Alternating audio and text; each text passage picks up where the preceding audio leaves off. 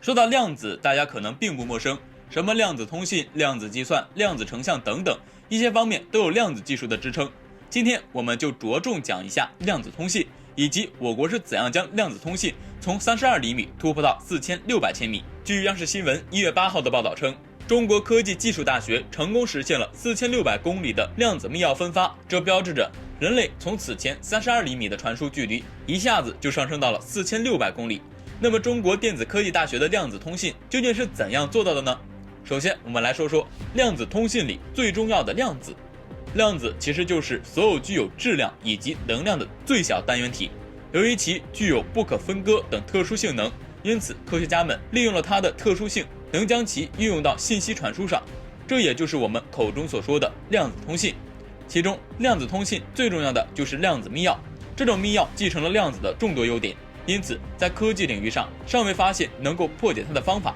举个例子，你使用的手机、拨打电话，这些都是通过特定的微波频率进行传输，这种传输方式极其容易被窃听，因此对于一些特殊人群或者是军队显然是极其不利的。然而量子通信的出现显然就很巧妙地避开了这些问题。事实上，我国的量子技术最早可以追溯到20年前，2016年我国更是发射了世界上第一颗量子通信卫星墨子号。伴随着世界上首条量子保密通信线路的正式开通，我国也是成功在4600公里的距离下完成了密钥传输。不仅如此，我国的量子通信技术更是运用在多个方面，例如70周年的阅兵仪式、银行信息监管系统、网上银行数据等一些数据安全方面都运用到了量子通信技术。正是由于量子通信技术的安全、可靠、保密等众多优点，我国的量子技术才受到了世界各国的瞩目。下一步，我们计划将量子通信技术运用在我国国防事业，这对于我军在通信技术上将是不小的推动。同样，我国除了量子通信技术领先世界，其次就是我国的量子计算。前段时间，我国更是研制出了世界首款量子计算机9章。9章量子计算机的横空出世，瞬间击败了世界上顶尖的计算机。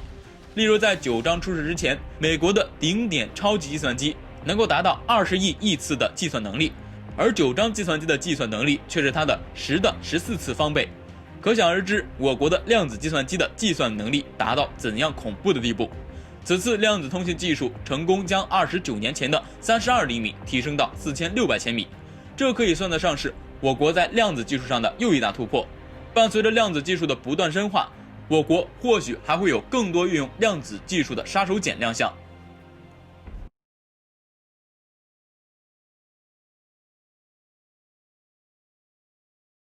中国造船厂加快了建造2艘新一代航空母舰的速度，除了同时进行训练任务，以满足高科技战舰下水的需求外，新的浮船物已投入使用。江南造船厂也在扩建，这是要打造世界第一海军吗？据南华早报报道称，2名军事消息人士称，中国第4艘航母与003型在建造当中，这些航空母舰都装有现代电磁弹射器。据匿名人士的消息称，去年海军为第4艘航母购买并准备了特殊钢，准备给航母铺设龙骨，给航母的部分模块正在继续建造。根据最新消息，为了支持航母项目，中国正在增加建筑硬件，包括巨型浮船坞和新造船厂项目。1月4号，总部位于上海、负责建造003型航母的江南造船厂开始了扩建。据江南造船厂公司中国船舶集团沪东中华造船厂微信公告显示，据称该综合体投资180亿人民币，占地面积超过240公顷，包括室内和室外码头、船体装配车间、工厂和许多设施，将采用先进的生产理念、现代装配造船模式，以确保产品的高质量并提高生产安全性。公告宣布，是在安装了首个巨型浮船坞及专用设备的几天之后，这种自走式钢浮船坞长256米，宽60米，吊塔长30多米，最多可运载32000吨货物。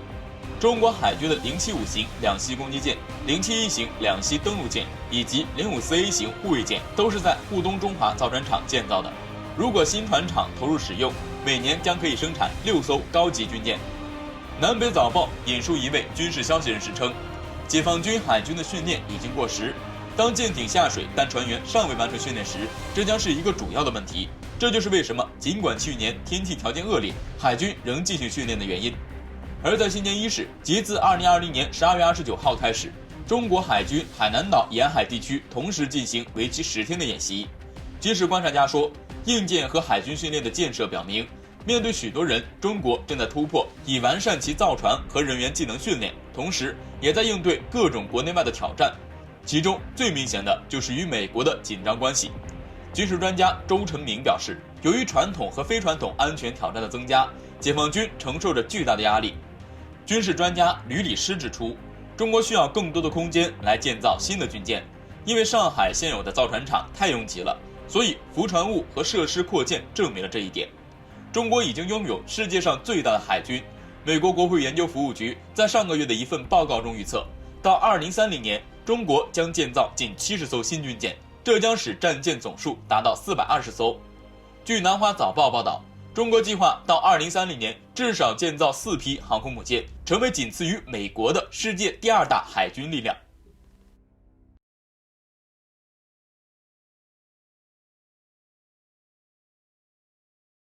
二战后割让苏联是少数战后被割让的土地。在苏联时期，由于立陶宛属于苏联，该地不存在飞地的说法。但苏联解体后，这个问题就很奇怪了。由于俄罗斯与北约的对立，俄军在此部署了强大的作战兵力，主力包括一个摩托化师的部队，还有大量的技术兵器，包括 BM30龙卷风火箭炮、伊斯坎德尔战术弹道导弹、苏30 SM 战斗机等等。到2021年，俄罗斯军队的新坦克师将在加里宁格勒地区建立，这支部队的作战潜力将非常巨大，以至于上述装甲编队的力量可与整个德国陆军的装甲力量相提并论，更不用说明显比其他北约国家优越。俄罗斯新组建的坦克师战力强大，坦克数量将等同于整个德国陆军。根据俄罗斯报纸记者的数据，即将在加里宁格勒成立的师将包括6个坦克营和10个机械化步兵营，坦克总数将达到200台。作为对比，德国陆军目前服役的豹2坦克不到400辆，这也是这些年来德国陆军处于战备的真实写照。难怪美国人会发火。在德军眼里，处在第一线的北约军队是波兰和立陶宛，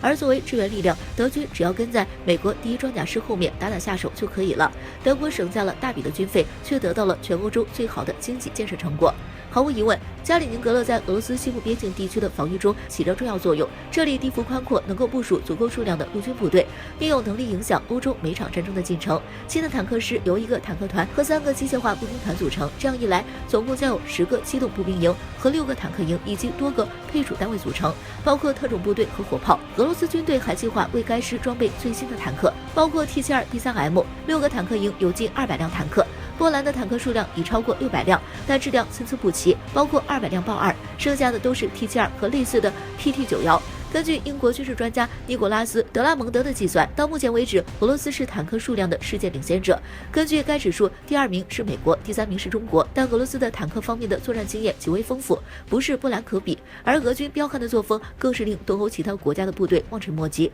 在很多国家完成师改旅之后，俄军却开始重新旅改师。在各国的新军事变革中，师改旅是一个重要的改革措施。它削减了师级单位冗余的部分，去除了团一级的指挥机构，使得旅级指挥部直接指挥各个合成旅作战。师改旅最大的好处是大大提高了部队的反应速度，使得作战部队可以在接到命令后迅速开播投入作战。大力推行此类改革的包括中国、俄罗斯、美国、中国台湾地区等等。但我们注意到，没有快速反应任务的日本和韩国依旧维持着大单位的师团、旅团编制。近年来，美国和俄罗斯开始将部分部队重新改回师级编制，正式说明了师改旅并非完全的良药。旅级单位在大规模正面对抗、长时间持续作战能力方面远逊于师级单位。俄军甚至报告说，很多时候旅级部队要分2路开进作战，可一个旅指挥部无法分开指挥2个作战区，而先进团级指挥部存在时则没有这个问题。加里宁格勒是俄西部军区的一部分，西部军区的强大战力才是北约的噩梦。俄军给加里宁格勒部队的任务主要是阻止波兰军队的进攻，